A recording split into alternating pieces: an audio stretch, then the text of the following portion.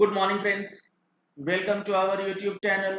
Friends, आज की video में मैं आपके साथ डिस्कस करने वाला हूं जीएसटीआर 2A और रिफंड से रिलेटेड एक बहुत बड़ा अपडेट, एक क्लैरिफिकेशन जो कि सीबीआईसी ने इशू किया है 10 जून 2020 को।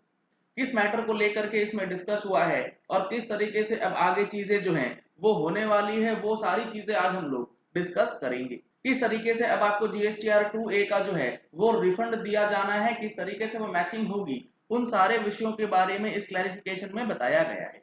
आगे चलने से पहले अगर आपने अभी तक जीएसटी प्लेटफॉर्म का जो ऑनलाइन सेशन होने वाला है 9 और 9C से रिलेटेड 18-19 के लिए जो फाइलिंग करनी है, उसके लिए ऑनलाइन सेशन जो है वो होने वाला है 21 जून 2020 को। अगर आपने अभी तक इसका रजिस्ट्रेशन नहीं कराया है तो इस वाले नंबर पे आप कॉल करके रजिस्ट्रेशन करा सकते हैं। कवरेज जो इसके अंदर होगी वो होगी जीएसटीआर 9 से रिलेटेड जो 18-19 का आपको फाइलिंग करना है उसके विषय में, किस तरीके से आप फाइल कर सकते हैं। 9C के अंदर जो टेक्निकल एरर्स आ रहे हैं वो, और किस तरीके से 9 और 9C जो है वो लिंकअप करना है। अब देखिए, जो सर्कुलर आया 10 जून 2020 को, ये किस चीज की बात कर रहा है। Various representations have been received seeking information और clarification on the issue relating to the refund of accumulated ITC in respect of invoices whose details are not reflected in Form GSTR 2A of the applicant. Let's suppose आपका accumulated ITC है, आप उसका refund लेना चाहते हैं, तो आपको refund इस कंडीशन में दिया जाता है कि जो इनपुट टैक्स क्रेडिट आपका एक्यूमुलेट हुआ है उसका जो इनवॉइसेज है वो आपके जीएसटीआर 2A में रिफ्लेक्ट हो रहा है या नहीं। अगर नहीं होता है तो उसका रिफंड जो है उसको लेने में परेशानी आती है। In order to clarify these issues and to ensure uniformity in the implementation of the provision, the board in exercise of the powers conferred by section 168(1) of the CGST Act hereby clarifies the issue as under। बहुत ध्यान से समझिएगा sir, ये पहले circular number 125 आया, उसके बाद circular number 135 आया, अब इसी कंटिन्यूएशन में ये सर्कुलर नंबर 139 जो है वो इशू किया गया है। ये तीनों सर्कुलर जो है आपस में लिंक्ड हैं इस पर्टिकुलर पॉइंट को लेके। देखिए क्या कहा गया है इसके अंदर। सर्कुलर नंबर 135 जो इशू किया गया था 31 मार्च 2020 को, उसको नीचे रिप्रोड्यूस किया गया है। उसमें बताया गया है कि किस तरीके से आपको वैसे इनवॉइसेस जिसका इनपुट टैक्स क्रेडिट आपने नहीं मिला है क्योंकि 2A में नहीं आया, तो रिफंड का क्या फंडा रहता है। Guidelines for refund of input tax credit under section 54 sub section 3, ये 135 की बात मैं कर रहा हूं। 54 सब सेक्शन 3 जो है वो बेसिकली बात करता है अनयूटिलाइज्ड इनपुट टैक्स क्रेडिट के रिफंड की। वो हो सकता है जीरो रेटेड सप्लाई के लिए वो हो सकता है इन्वर्टेड टैक्स स्ट्रक्चर के लिए हो, किसी भी केसेस में 54(3) जो है वो कवर करता है। In terms of para 36 of circular 125, sir confuse नहीं होना है, 135 नंबर सर्कुलर जो है वो रेफरेंस दे रहा था कि सर्कुलर 125 जो इशू हुआ था उसके अंदर जो बातें बताई गई थी, सर्कुलर नंबर 125 की जो बातें हैं उसको सर्कुलर 135 ने मॉडिफाई किया था, तो वही चीज बताया गया है इसमें। In terms of para 36 of circular 125 dated 18/11, the refund of ITC availed in respect of invoices not reflected in GSTR 2A was also admissible and copies of such invoices were required to be uploaded। मतलब 125 जो circular था 18 नवंबर वाला, वो ये कहता था कि अगर आपका कोई इनवॉइस 2A में नहीं आ रहा है फिर भी आपको रिफंड दिया जाएगा, आपको उसके लिए इनवॉइसेस की कॉपी जो है वो ऑनलाइन अपलोड करनी पड़ेगी। ये बात लिखी थी 125 में। However, in wake of insertion of rule of sub rule 4 to rule 36 of the CGST rule wide notification 49, various references have been received from the field formations regarding admissibility of refund of ITC availed on the invoices which are not reflecting in the form GSTR 2A of the applicant। जब 125 के अंदर ये बता दिया गया कि 2A में अगर इनवॉइस नहीं आएगा तो रिफंड मिल जाएगा on the basis of invoices uploaded. Subsequently उसके बाद नोटिफिकेशन 49 इशू हो गया जिसमें यह बता दिया गया कि आपको इनपुट टैक्स क्रेडिट ही तब मिलेगा जब आपका इनवॉइस जो है 2A में आएगा। अगर वो नहीं आएगा तो वो रेस्ट्रिक्ट किया जाएगा रूल 36 सब रूल 4 के अंदर 20% और 10% के तहत। अब इसके बाद ये कंफ्यूजन आया फील्ड फॉर्मेशन ऑफिसर्स को कि ऐसे सिचुएशन में जब 36(4) लागू हो गया है तो वैसे इनवॉइसेस जिसका इनपुट टैक्स क्रेडिट ही रेस्ट्रिक्ट है, क्या उसका रिफंड दिया जा सकता है।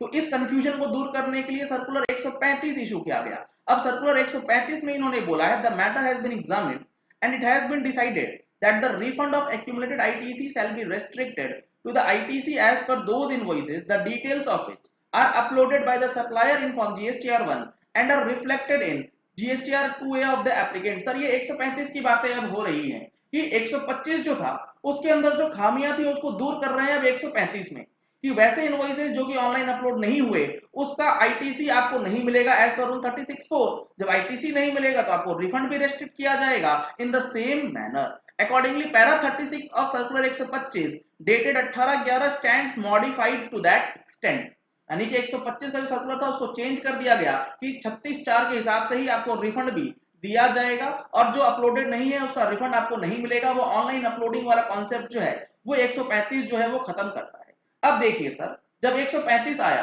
फिर से कंफ्यूजन।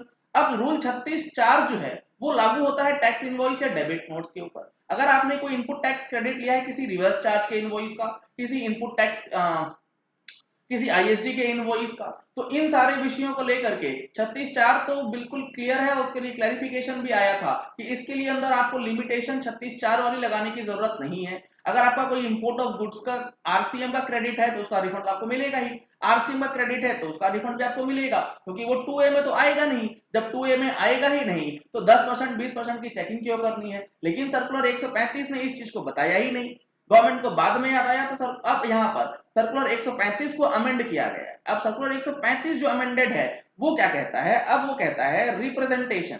अब ये जो बातें हो रही है ये हो रही है सर्कुलर 139 की।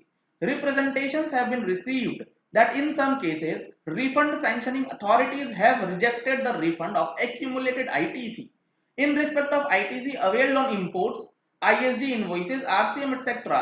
citing the above mentioned circular। अब अथॉरिटीज ये कह रहे हैं कि हमें ये बता दिया गया है, सर्कुलर 135 ने ये बोला है कि आपको आईटीसी तभी मिलेगा जब 2A में आएगा। अरे भैया आरसीएम का इनवॉइस कैसे आ जाएगा 2A में, इंपोर्ट का कैसे आ जाएगा 2A में, आएगा ही नहीं। On the basis of the details of the said invoices documents are not reflected in 2A of the applicant, इसीलिए उसका रिफंड जो है वो नहीं मिलेगा। In this context, it is noteworthy that before the issuance of circular 135, इससे पहले 135 से पहले 125 की बात, refund was being granted even in respect of the credit availed on the strength of invoicing invoices not reflected in 2A which were uploaded by the applicant along with the refund application on the common portal। ये चीज बताया कि 125 ने ये बोला था कि 2A का इनवॉइस आए ना आए, अगर इनवॉइस अपलोडेड है तो उसका क्रेडिट मिल जाएगा। However vide circular 135 the refund related to these missing invoices has been restricted. फिर 135 ने उसको रेस्ट्रिक्ट किया क्योंकि रूल 36(4) तब तक आ चुका था।